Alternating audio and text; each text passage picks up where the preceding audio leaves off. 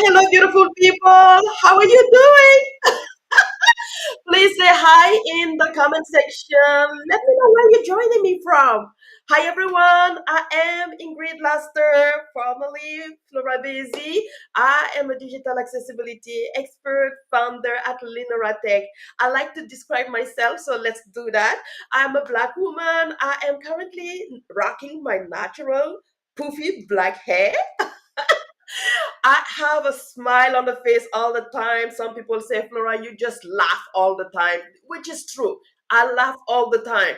I am currently rocking or wearing a yellow and black, like vest, a small vest, and a black dress. So that's about it for me. If you have never tried um, describing yourself, take a shot, do it in the chat, let me know who you are, describe yourself, let me get to know who you are. Okay, and please don't feel shy. This session is meant for you and for us to engage and talk about how we can create inclusive experiences for everyone.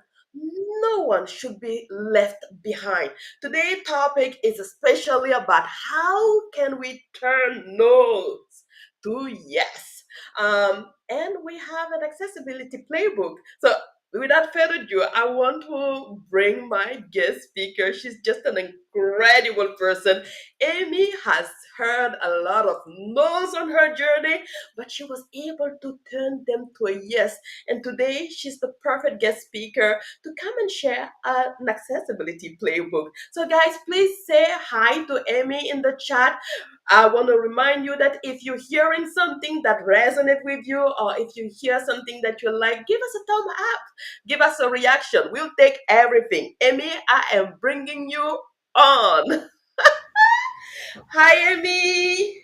Hi, good morning. Happy Friday, everyone. That was a really nice introduction. Thank you for that. You know, You um, are very welcome. Amy, for those people who are not familiar with you, because I didn't really share much about your background, can you just quickly tell people who you are and what you do? sure, certainly. First of all, kind of describing myself as you mentioned, I am an Asian lady with, today I'm wearing like a light blue, baby blue dress and then with a jean jacket. It's probably hard to see from the camera. My apology for that. That's how I am. But anyway, well, my name is Emi Hutton. And I am originally from Tokyo, but I actually be residing in Florida for many, many years. I stopped counting it at this point in time. uh, but my background is actually being a product manager and a program manager in the software spaces. But this is really like a really good topic and hard topic for me, but at the same time, because I am also a person with, I wasn't blind enough, but I'm not sighted enough to do any digital accessibility options in the digital world. So, I was kind of put into a spot where I have to do this. And so, I wanted to make everyone to be find a way and help you with my struggles and my journey to help turning no to yes. Definitely, I love that. The accessibility journey is quite an interesting journey for many of us. Some stumble on it because of a personal story, a disability. Some because they were asked at some point in time to create inclusive experiences for all. And some, are still fighting. Do they believe it? Do they reject it? Do they deny it? Everyone has a part in the journey. But I'm super, super excited that you're here, Amy, and sharing a little bit of, your journey, your struggle as well. And oh gosh, I'm just gonna say it right now. You know, what is interesting about the journey for accessibility? When I started my own journey, I started with the feeling that it wasn't fair for people to feel excluded. It wasn't fair for people to be limited, especially in the digital space, which is the part I love dearly. But at the same time, I wasn't expecting to have so many no's, so many rejection, so many denial at time, And Amy, you kind of tell a little bit in your introduction that you were not blind enough to do certain things or to receive certain things when you were doing your job. Can you kind of tell us a little bit about that snippet of the story? Yeah, certainly. So, I work for different software companies, and they had a really great product and stuff as well. But my particular case, I worked for different size of like startup companies, and sometimes HR person maybe just not experienced enough.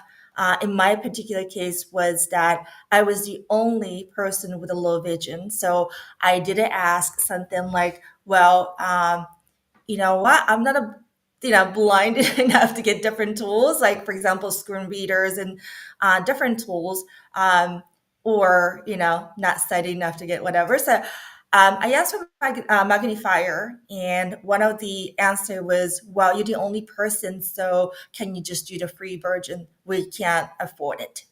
Ooh. So that was a little bit of, sour taste in myself. And then also I started like that was kind of trigger point that I started looking to reaching out to CSMs, to support tickets, and yeah, do we have any, issues? Has anyone just overlooked it because it's just a small number of users? And Yeah. that's how my accessibility journey started. I see, I see. And that came from a personal story. And what is also quite of interesting, not interesting in a way that is happy time, but it was interesting to see that the HR department and the people supporting you had no clue about your needs, and also kind of said, oh, you're the only one person, so they probably just push aside your needs, which was an important need. I see a few people commenting. Guys, if you have any question, if you want to share your personal thought, if you want to, whatever you want, just let us know in the chat, in the comment section, and we'll bring that information live and discuss it as well. So don't feel shy. No, no, no, don't feel shy. So let me see. I see, or if you want to say hi to Amy, please say hi in the comment. Don't feel shy. I see Anjali. Hi, Anjali Mate. Hello from Long Island, New York. Happy Friday. Oh, I'm so happy that you're here. All right, so don't feel shy. Just drop your thought in the comment section. Let us hear your own stories or your own question. Amy, another thing that you mentioned that was quite interesting, I will say, in the journey is the fight. For me, oh my goodness, I don't even want to go there, but we have to go there. There are many countries in the world that are still not implementing, uh, acts or, civil rights around accessibility for the community of people with disabilities. But, one thing I want to know for sure, because as I am talking to leaders, sometimes there is still that old definition of what is a person with a disability.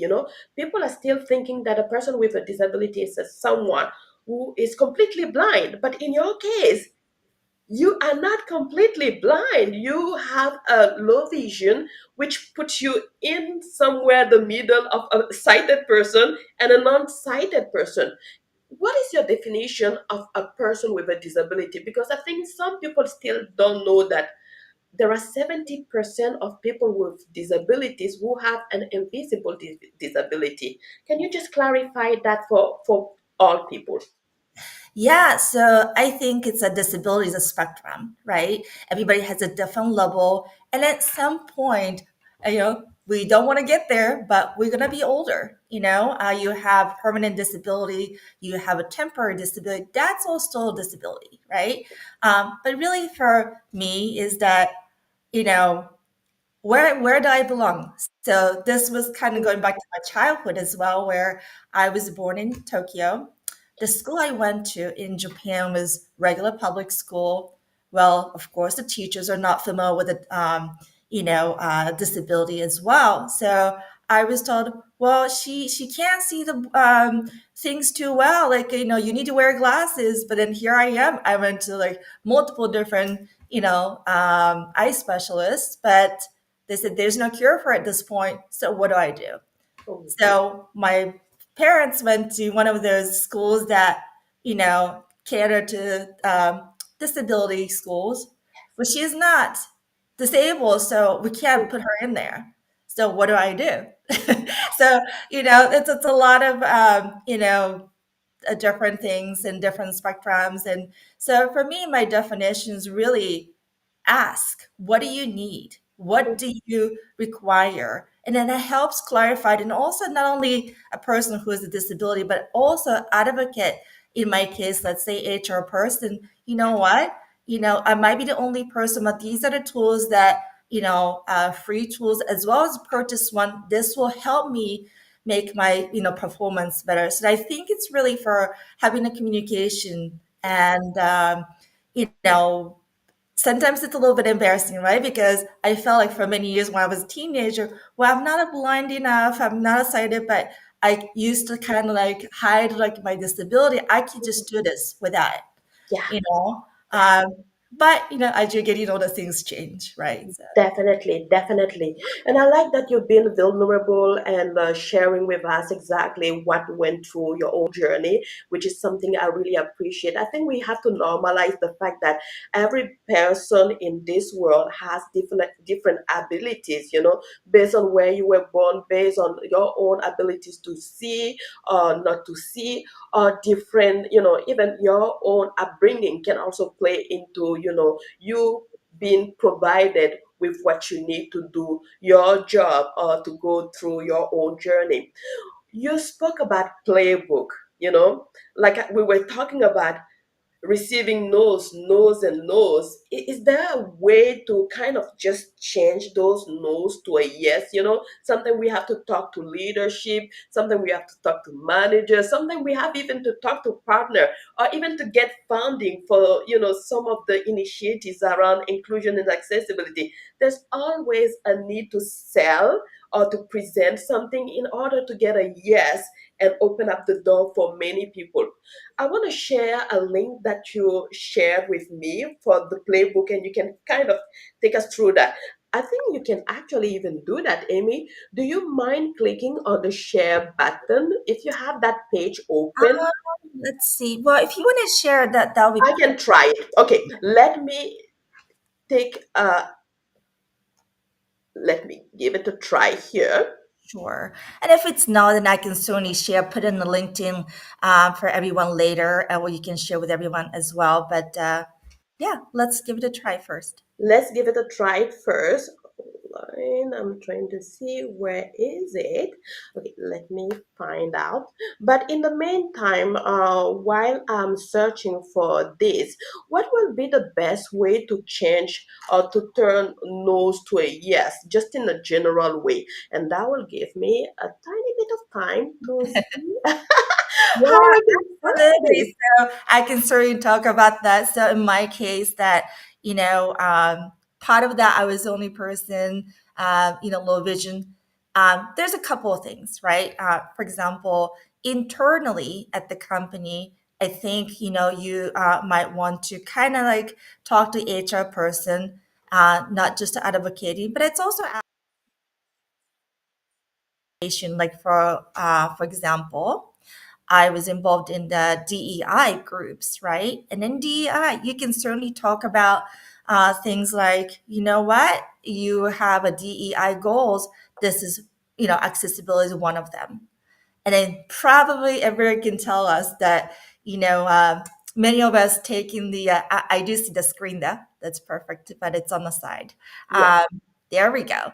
Yeah. So, many of us probably taking what do you call the HS mandatory, either sexual harassment trainings and things like that, which includes some of like a disability, but it's probably showcasing many of them like the physical disability. It doesn't really showcasing any digital accessibility or any type of disability. So I think that's something you can like mention to HR. Well, There are more than just a wheelchair or physical disability. And they talk about, somebody who has carpal tunnel and then, need to use the right tools and so forth. But, you know, um, being a low vision or visual impaired or any other disability was not mentioned in the training. So you can certainly request Mm. HR to incorporate that will help and expand the knowledge for not just the people in HR, but anybody in your teams as well.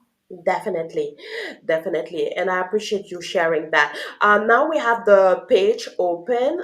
Amy, do you want to walk us through? It could be we can describe a little bit. We don't have much time, but let me tell me where you want me to scroll, which section you want to discuss with the audience. That would be fantastic. And again, audience, um, what do you think about advocating for oneself or even turning no to yes? Have you had a situation where, in your own journey, someone said no, but you were able to move forward or somehow to change that no to a yes? Amy, I want to share quickly, for example, to the Mhm. audience, one situation I had. I was supporting a great organization, a Mhm. municipality, and I noticed that the provider that they were working with, maybe I can disclose now, it was Microsoft at the time. The provider they were working with did provided a solution that was not accessible in some places, right? And so I told my manager, the leader at the time, we need to tell them because we couldn't really fix some of those issues internally. So I said we can fix what we can fix, but we need to talk to them because certain things are encapsulated. It's not open enough for us to modify. And he was like, no, we cannot do that because we are a small fish in a small pond. They won't listen to us. So let's just move forward with whatever we have right now. And I said, no, let's share with them. Let's ask them if they can fix it. The worst they can say is no, right? The worst they can say is no, or they might say a letter. We never know if we don't try, you know? And he said, Flora, well, I used to be called Flora. Now I said, Flora, Ingrid, this is crazy, but do whatever you want. And I said, okay. So I created a little report and I sent it to the person in charge for that particular, with that particular provider. And the person in charge said, thank you so much for giving us such good feedback. This is what we've discussed with our team. We've decided that we're going to fix everything, but not right away. We have put your concern in a schedule. Every month, we will give you an update of what has been tackled. They did that. And I was like, my leader was like, what? We could do that? And I said, yes, we don't always have to accept the no. There could be ways to turn it to a yes. So anyway, that was me blabbing a little bit on the side. But audience, please share whatever you have in mind. Let us know. I have now the page open. Amy, take it Yeah, you away. can go to the next page because this is a introduction page. So, Yes, we kind of went through that. So you can go to the next page. perfect. Yeah. So this is kind of where you mentioned it, right? How you present to your like, whether it's internal, whether it's your partner, your clients or customers, it doesn't really matter what the audience is. Really, how do you turning no into yes? And then oftentimes it's about like, conversations, how you presenting things. And as you know, this world, like, data is king, right? And then people like the visual. I do like definitely present, like, for example, especially for decision makers and C suites or any VP levels that you're speaking to, provide it with data because really they might have empathy for some things, but they are really looking into more the business impact, Yes, right? So what they really need to do, and then how you also like, start a conversation, what your focus is.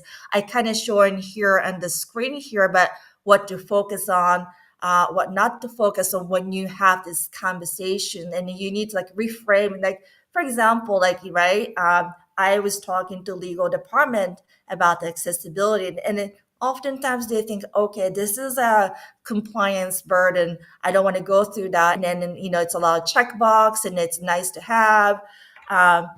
Those kind of things that like come to play. But I think, especially with, executives and legal teams too, who actually, make some of the decisions, especially like as CFOs, because there's a part, a key player to having this accessibility is, let's focus in on like something like how do you mitigate a risk and how do you really do that, because proactive prevention is more powerful than getting like legal lawsuits, right?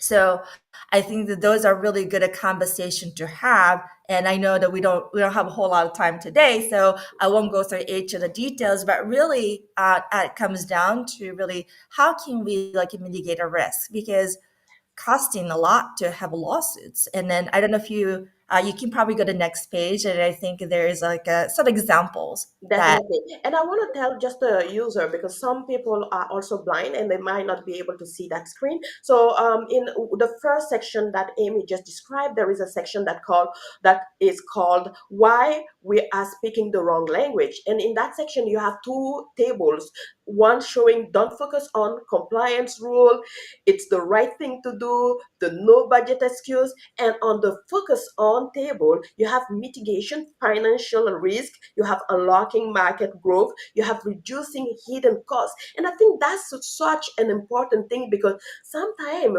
leaders do not really understand that the cost of not implementing accessibility and having a lawsuit will be probably higher than the cost of having a good initiative around implementation of accessibility. So let's move to that second part that you mentioned, Amy. Part two says speaking the language of yes. Oh, I love that. Yes, Amy, take it away.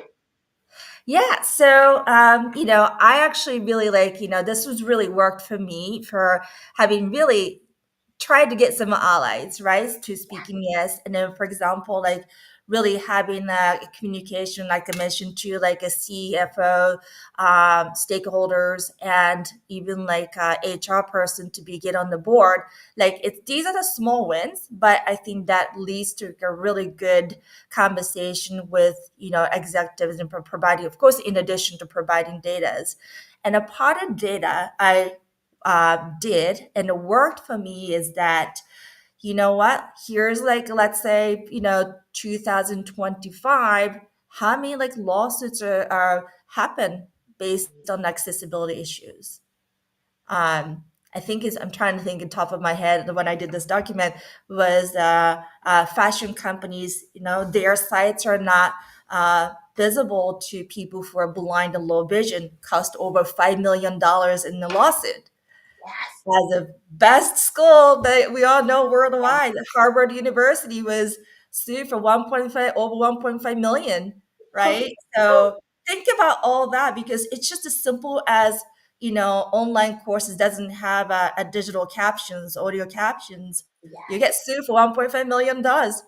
Can you imagine, Ingrid, that kind of Yes, money? that Why? is a lot of money. Yeah, you can get new development, you can pay for more trainings. There's a lot of money that can be spent without Yes. getting lost in, right? I agree. I agree 100%. And when you reframe the doing good as a market opportunity, what is expected to be kind of seen? What is the benefit there? Yeah, so definitely when you do like using accessibility, like market growth is huge too, right? Yes. So you can like maybe like outreach the market that you never gone to. Like for example, like just the blind and low vision or any other disability is like disposal of $1 trillion available. There's one point like almost like a $13 trillion available to be globally available. And if you do that, that's increasing like users. You can like increase the revenue. Those are the good market growth for outreaching those market. And really just even Amazon, look at how many people going online shopping. Amazon is a great example. They do have a great, accessibility compliant, right? For Yes, example, like I use a Salesforce a lot, and I happened to be able to go into one of the conference in Denver, and I spoke to someone in Salesforce, and they're 100%, screen reader compliant. So somebody who has 100% blind can easily navigate Salesforce. Uh, amazing. I think it's really amazing. That's a market growth, and it's also increasing users as well as increasing potential employee who have disabilities. Definitely. And I think that there are so many good things that comes with, saying yes to meeting compliance, saying yes to make, spaces, digital, physical, or even social spaces inclusive to everyone, including people with disabilities. There's so much benefit. You mentioned a few of the risk. Risk could be, a lawsuit, like you said. Those numbers are big. They're huge. That's a lot of money. It could be also reputation damage, right? You already mentioned that. Absolutely. And also, it also shows people that you are excluding others. That is really a bad thing to do. And Yeah, so flipping that script toward a yes to accessibility, a yes means, you attract more client. Like you mentioned, 13 trillion, that is that's a lot of money. You also have better inclusive brand. I noticed that also people with disabilities are quite loyal. When they find a brand that works for them, everyone in their community are aware of this because that's the best place to go to be inclusive and to absolutely. shop with dignity. There's so many things, but it also shows your company culture. It also shows that your company culture is also very inclusive. And we know the journey of accessibility is not an easy journey, but like Amy said, there's a way to turn no to a yes, and this way is to provide the stats, provide example. And I love how you just presented those stats and example, Amy. Is there something else that the audience might get to know? Do you want me to move to another page? We are almost done on time, but oh gosh, please, if you are interested to get access to this page and read more, I think that there are a few pages. I actually asked Amy to reduce a little bit, but she can give you more, a little bit more detailed page later Sure. on. Please comment playbook in the chat section, or if you want, you can directly also access Amy. Just Amy, where can people get to connect with you for further question? Certainly. For that, like a document that you're showing, there is an email, and of course, certainly connect me with a LinkedIn is probably easier for everybody. I also wanted to kind of like, back a little bit that you mentioned about the social impact perspective. I know we're a little bit out of time, but I also worked for a company for the sentiment analytics tools. And, people are using TikTok, LinkedIn, YouTube, and especially for like Glassdoor, you know, I see so many different negative sentiment that will damage your brand reputations. And then having that, accessibility in the close communities, like you mentioned, it's a huge thing. And you probably see a lot of blind person now in the TikTok, providing some of the information, and that's a huge influence. And so, feel free to reach me out anytime on LinkedIn. I can certainly provide my phone number and email later on if you like connect with LinkedIn, and I can have more detailed guide and then what how to do it as well. Yes, you can see actually, I'm presenting the page again. I think you can see actually Amy email at the bottom of the page. Amy is going to be E as in elephant, MI at offshore.right.com. We can also put that information if you want in the comment section later on, as well as the link. But let us know. So, Amy, I want want to say thank you to you for, bringing this information up to us, and, kind of giving us a big, knock. Sometimes people are still denying that, serving the community of people with disability, they still feel like it's a small market, but it's not a small market. The numbers that you just shared proof that this is not a small market. And I'm pretty sure going into 2026, I want to encourage everyone to start thinking about how can we even shift, things in our company, in our culture. How can we bring people like Amy to come and share light? How can, and this month is actually the perfect month as well to start that conversation. Is the month for, this is me always forgetting, how do you call it? The DEAM. I think it's DEAM. I always mix up this acronym, but it's the Disability Month.